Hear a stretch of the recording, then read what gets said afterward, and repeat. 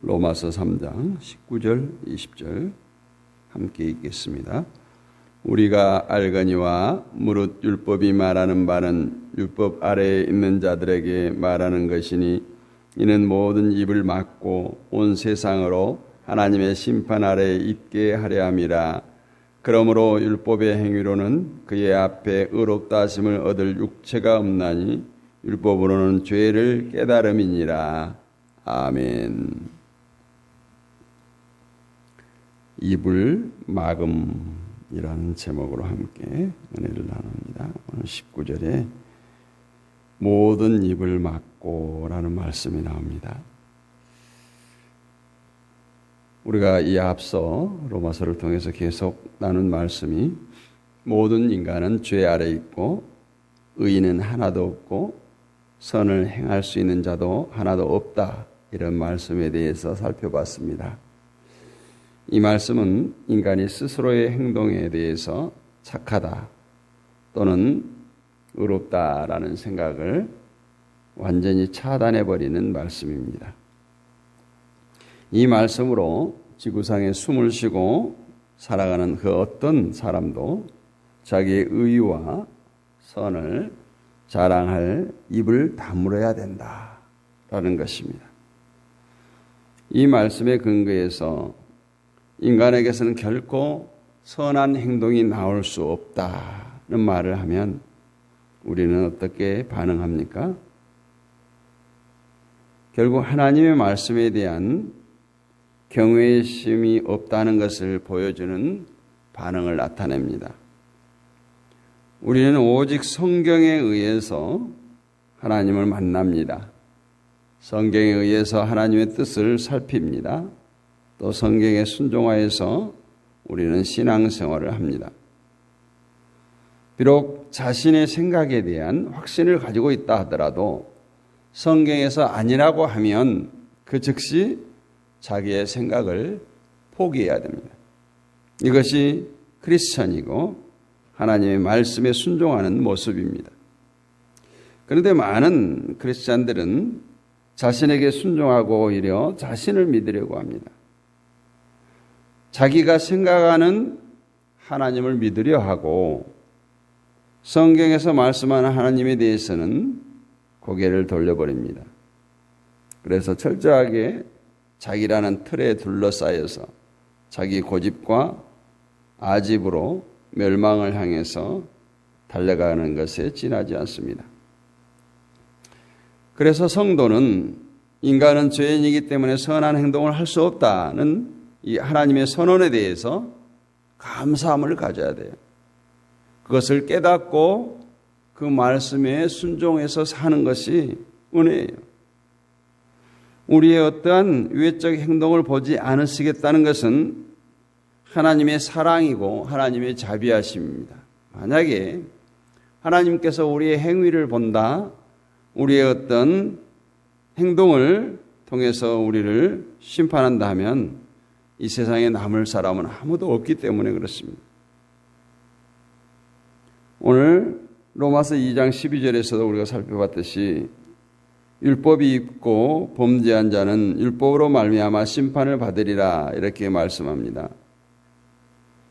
이는 율법을 주장하는 자들에게는 그토록 붙들고 율법을 가지고 의지하고 율법을 잘 행했다고 말하는 자들에게는 율법을 가지고 대해 주겠다라는 말이에요.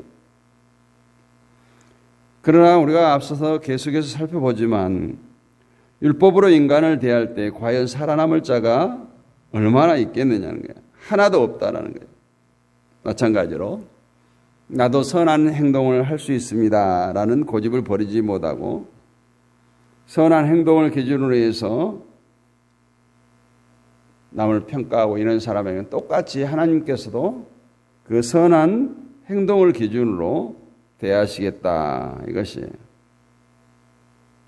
선을 흉내내는 정도가 아니고 가끔 기분 좋을 때 행하는 정도도 아니며 완벽한 선을 요구한다면 그 요구에 미치지 못하면 심판해 버리시겠다, 이것이 오늘 하나님의 말씀이에요.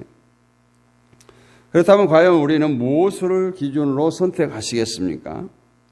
인간은 선을 행할 수 없다는 말씀에 순종하고 자신의 죄를 고백하며 예수님의 의를 의지하겠습니까?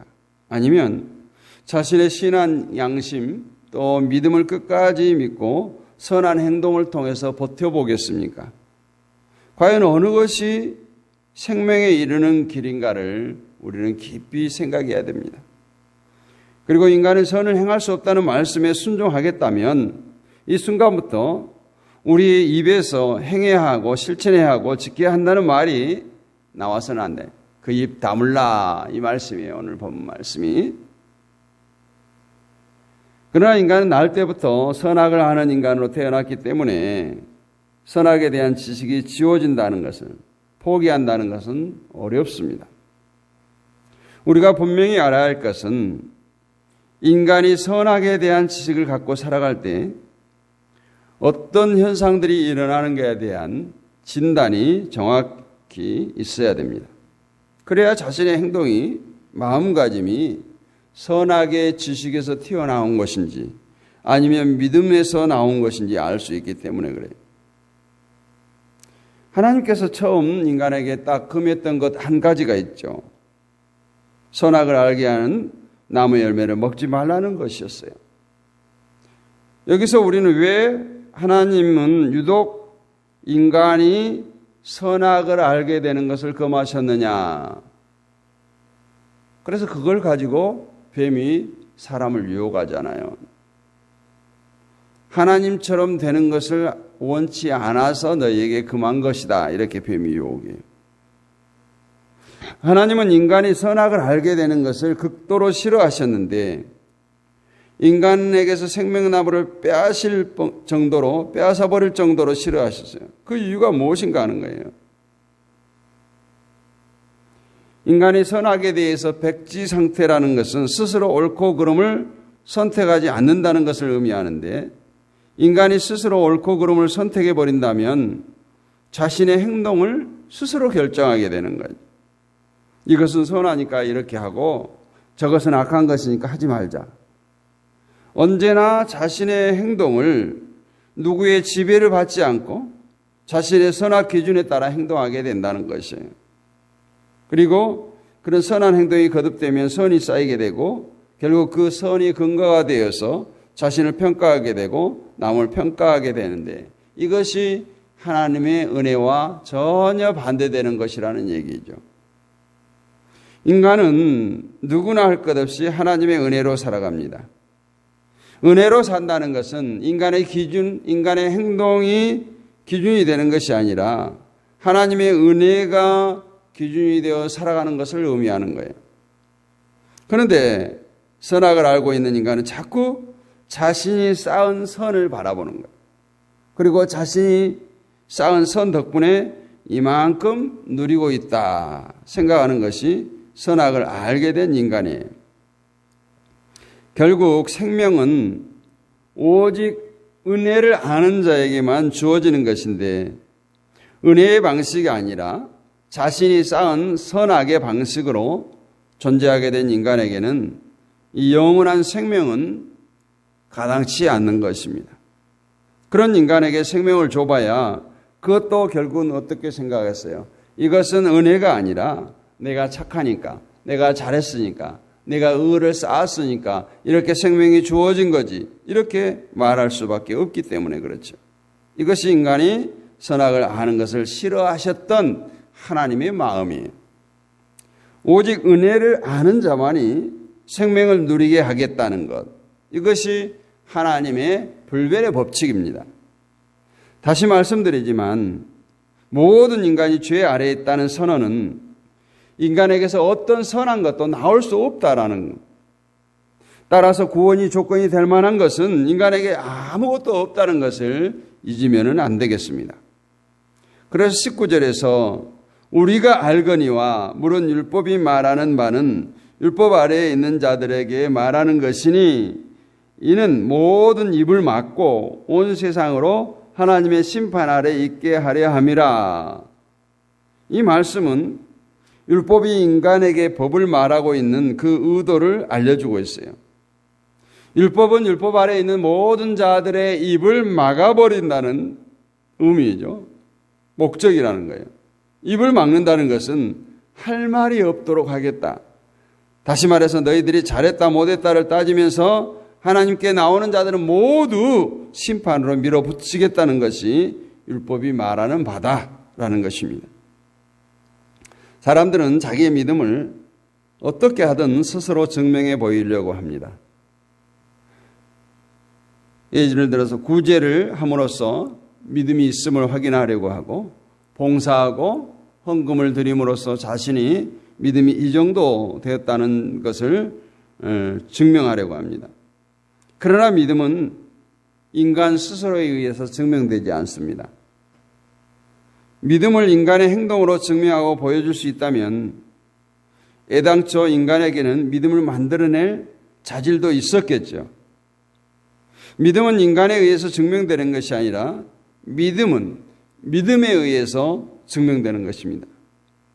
다시 말해서 우리를 생명으로 인도하는 그 믿음이 무엇이고 그 믿음이 분명히 존재하고 있음을 믿는 인간을 선택해서 우리에게 믿음을 나타내게 하심으로 스스로 증명하는 거예요.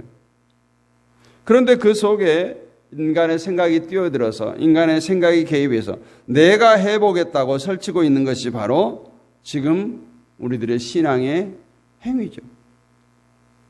성령을 할 일 없게 만들고 주님께서 주신 믿음을 무용지물로 만들어버리고 우리의 모든 삶을 주관하시는 하나님을 허수아비로 만들어버리고 있는 이것이 선악의 기준에서 나온 인간들의 믿음의 행위라는 거예요. 이런 말씀을 드리면 이런 생각을 하고 있어요. 나는 제 행동을 절대로 의로 생각하지 않습니다. 또 제 행동에 구원의 조건이 된다고 생각하지 않습니다. 구원은 오직 은혜로만 주어진 것을 믿습니다. 그러나 은혜를 알고 믿음이 있는 신자라면 신자다운 행동을 하는 것이 당연하지 않겠습니까? 그렇게 반문을 하는 것도 있을 거고, 그러나 이것들을 분석해 보면 사람은 신자다운 행동과 신자답지 못한 행동을 그 속에서 또 구분하고 있다는 거예요. 그것은 분명히 인간적인 모습과도 연결될 것이고 성경적인 것과도 연결될 것이고 윤리 도덕적인 것과도 연결될 것입니다. 그렇다면 분명히 이 사람은 인간의 인격이나 성격, 행동 등을 여전히 구분하고 있다는 거예요. 결국 의로운 행동과 의롭지 못한 행동을 구분하고 있다는 것이에요. 비록 자신의 입으로는 행동을 의롭게 생각하지 않는다고 하지만 이미 신자다운 행동, 즉 의로운 행동을 자신이 하고 있다라고 거기에 자신의 행동에 의미를 두고 있다는 거예요. 이럴 오류가 우리 오늘 많은 성도들에게서 찾아볼 수 있습니다. 우리가 선을 행한다고 해서 구원을 받는 것이 아닙니다 라고 하면 누가 그거 모르느냐? 나는 내가 선을 행해서 구원받는다고 생각지 않는다 주장하면서도 결국 그 신자다운 행동 속에 따로 구분하고 있다는 거예요. 그 자체가 선한 행동으로 구원받는 사고방식에서 튀어나온 것임을 자신이 느끼지 못하는 거예요. 신자다운 행동을 따로 구분하고 있다면 자신이 생각하는 신자다운 행동이 없는 사람은 분명히 믿음이 없다 이렇게 단정할 것이고, 믿음이 없는 사람이 구원을 받는다는 것은 있을 수 없는 일이기 때문에 결국은 신자다운 행동을 하지 못한 사람은 구원받지 못한다는 결론에 도달하게 되는 거예요. 오늘 20절에 말씀합니다. 그러므로 율법의 행위로 그의 앞에 의롭다 하시면 얻을 육체가 없나니 율법으로는 죄를 깨달음이니라. 율법의 기능에 대해서 선언하고 있음을 기억하시기 바랍니다. 율법은 우리를 선에 대해서만큼은 할 말이 없는 사람으로 만들어버린다는 거예요. 입을 다물게 만든다는 거예요. 오로지 우리 속에 감추어진 죄를 드러내게 해서 소위 잘났다고 과시를 하지 못하도록 만드는 게 율법이라는 거예요. 율법 앞에서 입을 열고 큰 소리치는 자는 하나님께서 분명히 그 율법을 기준으로 해서 심판해 버리실 것입니다. 그것이 제 얘기가 아니라 오늘 19절 하반절의 말씀이에요. 율법 아래서 모든 인간은 심판에서 벗어날 수가 없어요.